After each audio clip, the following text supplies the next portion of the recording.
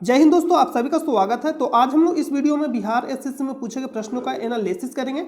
इससे पहले कुछ वीडियो आपको प्रोवाइड किया गया है, तो वीडियो नहीं देखें तो चैनल के प्ले लिस्ट में जाकर वीडियो को देख लीजिएगा। और आप हमारे टेलीग्राम चैनल से भी ज्वाइन हो सकते हैं, जिसका लिंक आपको वीडियो के डिस्क्रिप्शन में मिलेगा, या आप टेलीग्राम चैनल पर जाकर सर्च कर सकते हैं स्टडी लिंक PDF, वहां से भी जाकर आप ज्वाइन हो सकते हैं। तो आप टेलीग्राम चैनल को जाकर ज्वाइन हो जाइएगा, क्योंकि वहाँ आपको डेली प्रीवियस ईयर प्रश्न प्रैक्टिस करने के लिए दिया जाता है। तो आइए सीधा वीडियो को शुरू करते हैं। आज का जो पहला प्रश्न है कि भू स्थिर उपग्रह किस दिशा में घूमता है। तो जिस दिशा में पृथ्वी घूमता है उसी दिशा में क्या करता है, भू स्थिर उपग्रह भी चक्कर लगाता है।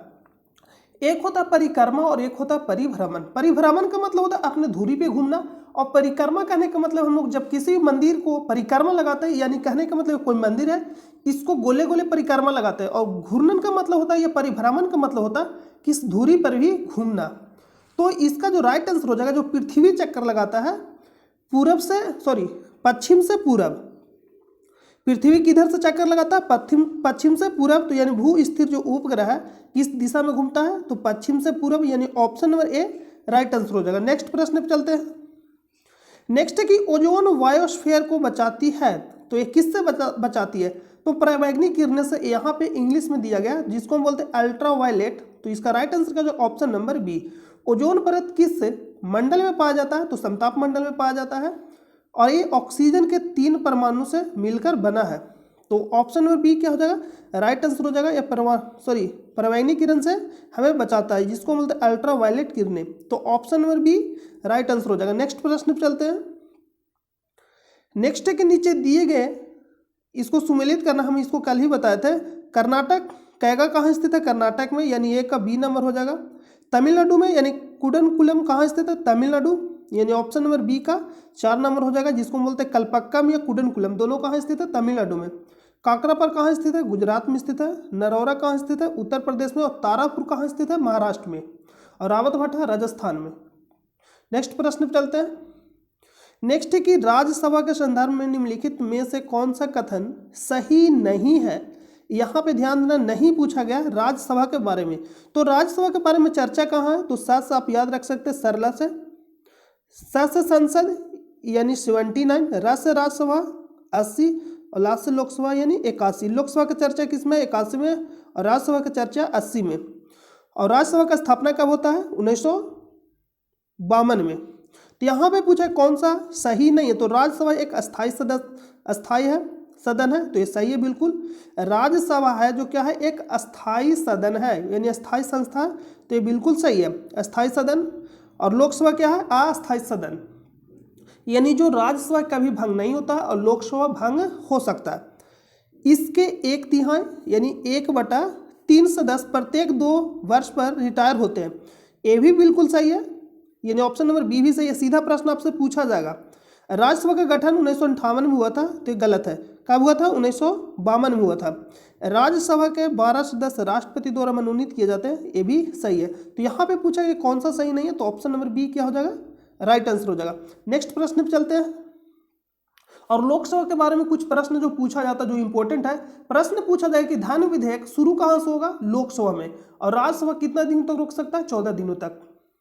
नेक्स्ट प्रश्न पे चलते हैं। बीमारियां और उनके जांच को सही रूप में दोनों स्तंभों से मिलान करें।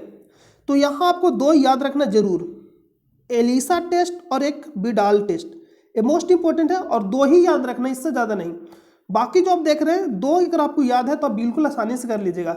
जो इंपॉर्टेंट है उसको याद करके रखना रहता है, और बाकी आप मिला सकते हैं। देखिए जैसे में एलिसा टेस्ट है, एड्स के जाँच के लिए किया जाता है, और जो बिडाल टेस्ट है ये टाइफाइड के जांच के लिए किया जाता है, यानी टाइफाइड। तो ऑप्शन नंबर ए का 3 हो जाएगा और ई का 4। अब हम क्या करें, यहाँ पे मिलाना आपको क्या है, ऑप्शन को देखना है। एलिसा जो टेस्ट है एड्स रोग, यानी ई का 4 नंबर। तो ई का 4 नंबर ऑप्शन ए में है और ऑप्शन बी में, यानी सी और डी नहीं होगा। बाकी हम बोले कि बिडाल टेस्ट टाइफाइड, यानी ए का 3 नंबर। तो ए का 3 नंबर किसने, ऑप्शन नंबर ए में। अब बाकी आप यहाँ पे देख सकते हैं, ध्यान से देखिएगा, तो जो ए और बी है डी का 1 दोनों में है, यानी कहने का मतलब डी का 1 होगा ही होगा, यानी आर ए फैक्टर गठिया रोग। सी का 2 नंबर, यानी सी का 2 नंबर यहाँ पे हो जाएगा टोर्निकेट टेस्ट, यानी डेंगू बुखार। और बी का 5 नंबर यानी डिक टेस्ट ये हो जाएगा 5 नंबर स्कारलेट फीवर। तो आप दो याद रखिएगा, बिडाल टेस्ट और एलिसा टेस्ट मोस्ट इंपॉर्टेंट है। बिडाल टेस्ट टाइफाइड के जांच के लिए और एलिसा टेस्ट एड्स। और एड्स तो किससे होता है? HIV वायरस से। एड्स जो रोग होता है HIV वायरस होता है। तो ऑप्शन नंबर इसका क्या हो जाएगा? Option number A. नेक्स्ट प्रश्न पे चलते हैं। नेक्स्ट प्रश्न की निम्नलिखित में से कौन सी एक समिति ने नागरिकों के मूल कर्तव्य को 1976 में सम्मिलित करने की अनुशंसा की थी? स्वर्ण सिंह समिति के सिफारिश पे 1976 में मूल कर्तव्य को जोड़ा गया था। जब जोड़ा गया था तो कितने मूल कर्तव्य जोड़ा गया था? 10। तो प्रश्न ये पूछेगा आपसे कि मूल संविधान में मूल कर्तव्य था या नहीं, तो आंसर क्या होगा? नहीं। यह प्रश्न ये पूछा जाता है कि मूल संविधान में मूल कर्तव्य कितने थे? 0। जोड़ा कब किया गया? तो स्वर्ण सिंह समिति के सिफारिश पे 42वां संविधान संशोधन के तहत 1976 में मूल कर्तव्य को जोड़ा गया और इसे कहाँ रखा गया? भाग 4 के ए में रखा गया। और प्रश्न पूछेगा अनुच्छेद 51 के ए में है। और जब जोड़ा गया था कितने मूल कर्तव्य? 10। लेकिन वर्तमान में कितना है? 11। तो ये भी तो प्रश्न पूछा जा सकता है कि 11वां जो मूल कर्तव्य है कब जोड़ा गया? 11वां मूल कर्तव्य 86वां संविधान संशोधन 2002 के तहत जोड़ा गया। और इसमें किसके बारे में चर्चा? तो इसमें कहा गया है जो 6 से 14 वर्ष के बच्चे के जो माता पिता हैं उनको, मतलब एक कर्तव्य है कि 6 से 14 वर्ष के बच्चे के जो माता पिता हैं उनका जो कर्तव्य है कि उन्हें शिक्षा दे। इसके बारे में चर्चा, यानी शिक्षा से संबंधित अनुच्छेद 86। एक प्रश्न ये भी पूछा जाएगा, शिक्षा का अधिकार कब जोड़ा गया? तो 86वां संविधान संशोधन 2002 में ही जोड़ा गया था और अनुच्छेद 21 के ए में रखा गया। यानी 86वां संविधान संशोधन अगर आपसे पूछा जाएगा तो शिक्षा से संबंधित है, क्योंकि शिक्षा का मूल अधिकार इसी के तहत ही जोड़ा गया था, अनुच्छेद 21 के ए में। तो यहाँ पे पूछा गया कि मूल कर्तव्य को जोड़ा गया था 1976 में, सम्मिलित करने की अनुशंसा थी तो स्वर्ण सिंह समिति के सिफारिश पे। और उस समय के प्रधानमंत्री कौन थे? तत्कालीन प्रधानमंत्री इंदिरा गांधी जी के द्वारा लाया गया था। और 42वां संविधान संशोधन मोस्ट इंपोर्टेंट है। इसमें लोकसभा का जो कार्यकाल है 5 वर्ष से 6 वर्ष कर दिया गया था और फिर 6 वर्ष से 5 वर्ष कब किया गया था? तो 40वां संविधान संशोधन 1978 में मोरारजी देसाई के समय किया गया था। तो सारा प्रश्न आपसे पूछा जाएगा। और एक जो प्रश्न पूछा जाएगा, संपत्ति के अधिकार को किस संविधान संशोधन के तहत इसे कानूनी अधिकार बना दिया गया और अनुच्छेद 300 के काम में रख दिया गया है? कानूनी अधिकार और मूल अधिकार में क्या अंतर है? मूल अधिकार कहने का मतलब है कि आपसे कोई भी छीन नहीं सकता, लेकिन कानूनी अधिकार कहने का मतलब है आपसे आम आदमी छीन नहीं सकता लेकिन आपसे सरकार छीन सकती है। तो ये होता है कानूनी अधिकार। तो answer option number B right answer हो जाएगा। नेक्स्ट प्रश्न पे चलते हैं। अशोक मेहता समिति और बलवंत राय मेहता समिति पंचायती राज से दोनों संबंधित है। द्विस्तरीय अशोक मेहता समिति के द्वारा दिया गया था। देखिए अशोक मेहता, बलवंत राय मेहता, तो 3 यानी त्रिस्तरीय किसके द्वारा दिया गया था? बलवंत राय मेहता और अशोक मेहता द्विस्तरीय। 73वां संविधान संशोधन 1992, 73वां संविधान संशोधन 1992 के तहत पंचायती राज को संवैधानिक दर्जा दिया गया था और इसके तहत 11वां अनुसूची जोड़ा गया था। और 74वां संविधान संशोधन 1992 के तहत नगर पालिका को संवैधानिक दर्जा दिया गया था और इसके तहत कौन सा अनुसूची जोड़ा गया था? 12वां अनुसूची। ये सारा प्रश्न आपसे पूछा जाएगा। तो option number B right answer हो जाएगा। नेक्स्ट प्रश्न चलते हैं। नेक्स्ट प्रश्न है कि सर्वोच्च न्यायालय का न्यायाधीश अपना पद त्याग कर सकता है पत्र लिखकर, यानी किसे? राष्ट्रपति को। Option number B. और सर्वोच्च न्यायालय के बारे में चर्चा कहाँ है? अनुच्छेद 124 में। अनुच्छेद 32 के तहत सुप्रीम कोर्ट रीट जारी कर सकता है और अनुच्छेद 226 के तहत हाई कोर्ट रीट जारी करता है। ये सीधा आपसे प्रश्न पूछा जाएगा। तो इसका जो राइट आंसर का ऑप्शन नंबर बी राष्ट्रपति। नेक्स्ट जो प्रश्न की निर्वाचन आयुक्त को पद से हटाया जा सकता है, तो निर्वाचन आयुक्त एक होता है मुख्य निर्वाचन आयुक्त। निर्वाचन आयुक्त के बारे में चर्चा का है या निर्वाचन आयोग के बारे में चर्चा का है अनुच्छेद 324 में। एक होता है मुख्य निर्वाचन आयुक्त और एक होता है निर्वाचन आयुक्त। निर्वाचन में भी एक यानी मुख्य होता है।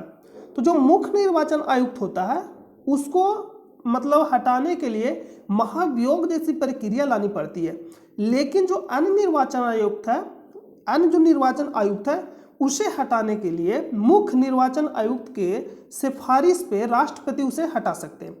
ध्यान से सुनिएगा, जो मुख्य निर्वाचन आयुक्त के जो अलावे है यानी अन्य निर्वाचन आयुक्त, उसे हटाने के लिए मुख्य निर्वाचन आयुक्त के सिफारिश पे राष्ट्रपति उसे हटा सकते हैं।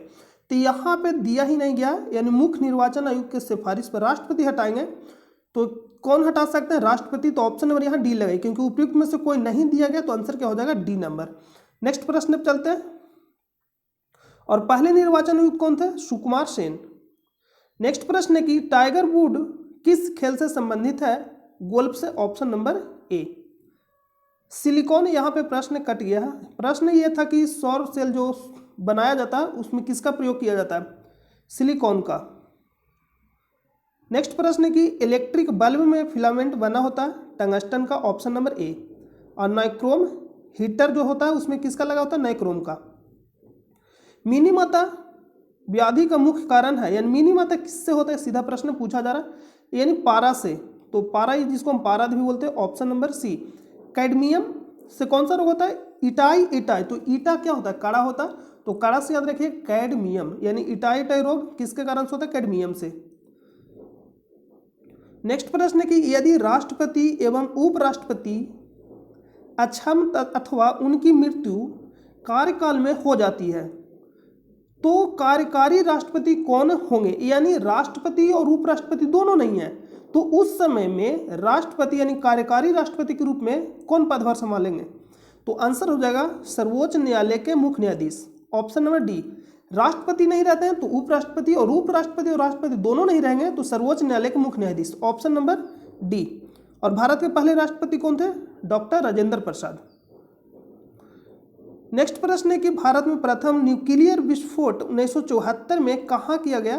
तो पोखरण, राजस्थान के पोखरण में। और एक कब किया गया था? 18 मई 1974 को, और उस समय के तत्कालीन प्रधानमंत्री इंदिरा गांधी थी। तो 18 मई 1974 को, और इसका जो कोड था क्या था? स्माइलिंग बुद्धा। तो ऑप्शन नंबर बी।